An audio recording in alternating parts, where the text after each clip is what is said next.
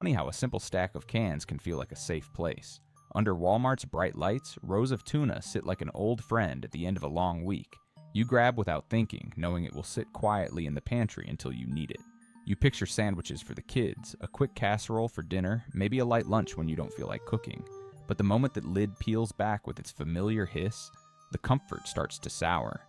What if that little can in your hand isn't just holding fish, but a story of broken trust and lives cut short? Court records tell it plain. Between the years 2023 and 2024, the three biggest tuna brands, Bumblebee, Starkist, and Chicken of the Sea, weren't competing at all. They were scheming together, fixing prices so quietly that no shopper could see it. Starkist admitted guilt and got slapped with a $100 million criminal fine. Bumblebee did the same, paying $25 million, and its CEO ended up convicted at trial. Civil suits revealed what that meant for everyday shoppers, paying more than you should have for one of the cheapest proteins around. For someone counting every grocery dollar, that extra cost was meals that never happened, days when the pantry felt emptier than it should. And then there's the tragedy you can't put back in the box once you've heard it. In 2012, Jose Melena, a Bumblebee worker, died after being trapped in an industrial oven heated to 270 degrees.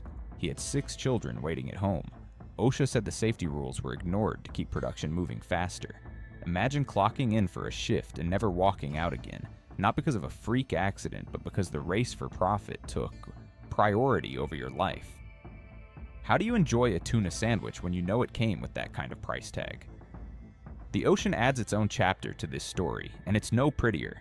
Investigations have traced parts of the tuna supply chain to fishing vessels in the Pacific, where forced labor, violence, and abuse are common.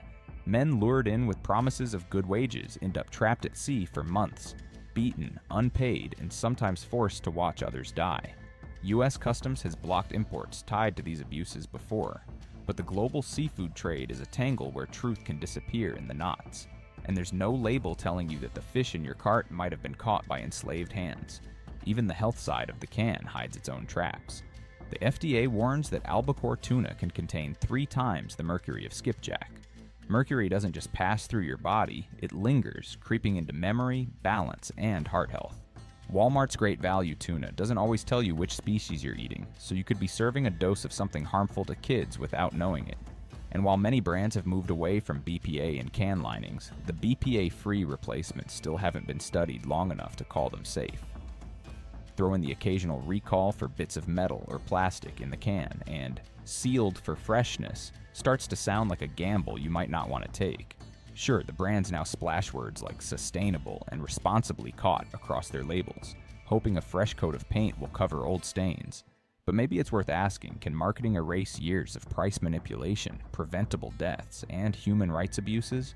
Or does every crack of that can seal still carry the echo of what was taken from both the people who caught it and the ones who paid for it? And here's the part that's harder to admit, they didn't get here by accident. The pressures of global markets, corporate competition, and ruthless cost-cutting make ugly choices look like the only choices.